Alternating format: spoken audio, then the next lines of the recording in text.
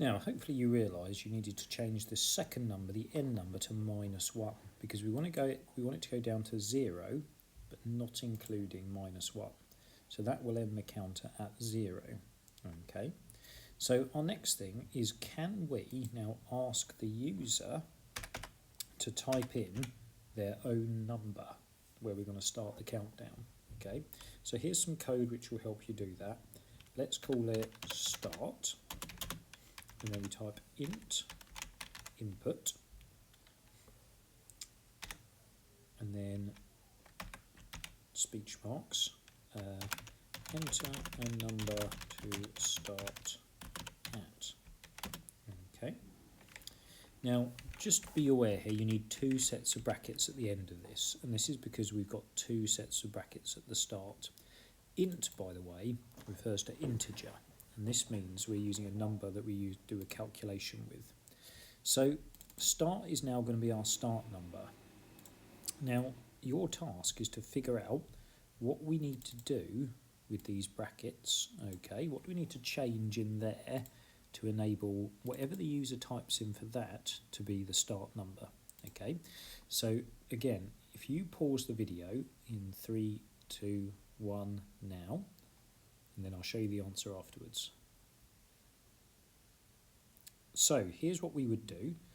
This is the start number, and with the first number. So all we do is we change that to our variable, which we've called start. So whatever they type in, whatever number will be assigned to the word or variable start, and then we've put that into our brackets. Okay, so say they type in 300, that will be saved as start, and start will be the equivalent of 300. All right, so let's just see what happens. Enter a number to start at, 300. Okay, and there we go. We've counted down from 300. Okay, so we could even turn this into a proper countdown timer. So we could import our sleep library, and we could put, if you remember from our adventure game, sleep 1. And this actually makes it a 1 second. That stops the loop running for 1 second each time because it's indented inside the loop. So let's run a timer for 3 seconds. 2, 1. Okay. Now you can see there that's actually a proper timer which is counting seconds. Now we normally have a message in a timer saying something like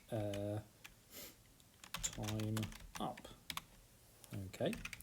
Now if I run this, have a look what happens and see if you can figure out why it's happening. So let's put 3 in again. Now it's printing each time the loop runs. Okay. Now why is that happening? Well, at the moment you can see here the print statement is indented. So what I mean by indented, it's moved across from the side. So what we need to do, if it's indented, that means it will run inside the loop. So it will run the same time as our counter. So if we unindent it, this means that once the loop is over, then this next line of code will run just once. Okay, so let's see if that happens.